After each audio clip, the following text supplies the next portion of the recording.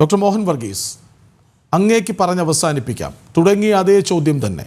എന്നിട്ടും ധാർഷ്ട്യം അവസാനിക്കുന്നില്ലെന്നോ?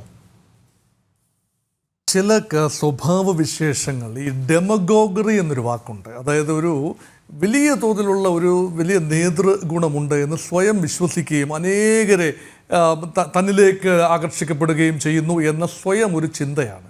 അപ്പോൾ അത് മെഗലോമാനിയ എന്ന രൂപത്തിലേക്ക് അത് വരികയാണ്. അപ്പം അങ്ങനെ മെഗലോമാനിയാക്കായി വരികയാണെങ്കിൽ പലപ്പോഴും ഈ മന്നവേന്ദ്ര വിളങ്ങുന്നു നിൻമുഖം ചന്ദ്രനെ പോലെ എന്ന വാചകങ്ങൾ മാത്രമേ ഹൃദ്യമായി തോന്നൂ.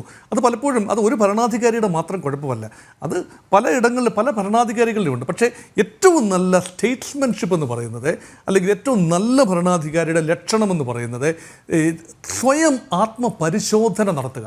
എന്നിട്ട് സുഹൃത്തുക്കൾ അല്ലെങ്കിൽ അഭ്യുദയകാംക്ഷികൾ, ചരിത്രപരമായ അഭ്യുദയകാംക്ഷികളായ ആളുകൾ പറയുന്നത് ഗൗരവത്തിലെടുക്കുക. എനിക്കെവിടെയെങ്കിലും പിഴച്ചുവെങ്കിൽ എനിക്ക് അത് തിരുത്താനുള്ള അവസരമാണ് ഇതുപോലെയുള്ള വിമർശനങ്ങൾ. അത് ശ്രീ ഉമ്മൻചാണ്ടിയെ നോക്കൂ. ഉമ്മൻചാണ്ടി പറഞ്ഞു, നിങ്ങൾ വിമർശിക്കണം, എന്നെ വിമർശിക്കണം, എനിക്ക് തിരുത്താനുള്ള അവസരം കിട്ടുന്നത് അപ്പോൾ മാത്രമാണ്. അപ്പം അങ്ങനെ ആർജവം കാട്ടുന്ന നേതാക്കളുണ്ടാവണം. അല്ല എങ്കിൽ പലപ്പോഴും ഇത് വലിയ ഇടതുപക്ഷ പ്രസ്ഥാനത്തെ നെഞ്ചിലേറ്റുന്ന ഒരു വലിയ ജനസാമാന്യം ഇപ്പോഴും കേരളത്തിലുണ്ട്.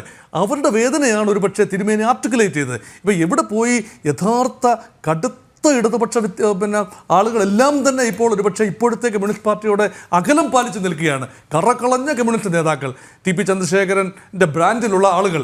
അപ്പോൾ അവരെല്ലാം അകലം പാലിക്കുന്നു എന്ന് പറയുമ്പോൾ സ്വാഭാവികമായി ആ വർഗ സ്വഭാവത്തിന് പാർട്ടിയിൽ മാറ്റം വരുന്നു, അടിസ്ഥാന രീതികളിൽ മാറ്റം വരുന്നു. അതിന് നേതൃത്വത്തിൻ്റെ ഭാഗത്തു നിന്നുള്ള ചില നിലപാടുകൾ കാരണമാകുന്നു, വിഘാതമാകുന്നു. അത് തിരുത്തിപ്പോകാനുള്ള അവസരമാണ് ഈ തിരുമേനിയെ പോലുള്ള ആളുകളുടെ വാക്കുകളിൽ നിന്ന് വരുന്നത്.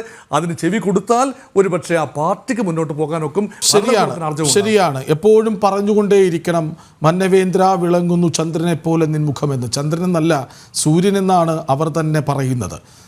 കാരണഭൂതൻ, ഇരട്ടച്ചങ്കൻ എന്നൊക്കെ ആവർത്തിച്ച് പാടി പുകഴ്ത്തിക്കൊണ്ടേയിരിക്കണം. മറിച്ച് നിങ്ങൾ തിരുത്തണം എന്ന് പറഞ്ഞാൽ അത് പാടില്ല, വിവരദോഷി എന്ന് തിരിച്ചു വിളിക്കലാണോ യഥാർത്ഥ കമ്മ്യൂണിസം എന്ന ചോദ്യം പ്രസക്തമായി കേരളത്തിൻ്റെ രാഷ്ട്രീയ ഉപരിതലത്തിൽ ഇനിയും ചില ദിവസങ്ങൾ ഉണ്ടാകും എന്ന കാര്യത്തിൽ തർക്കമില്ല.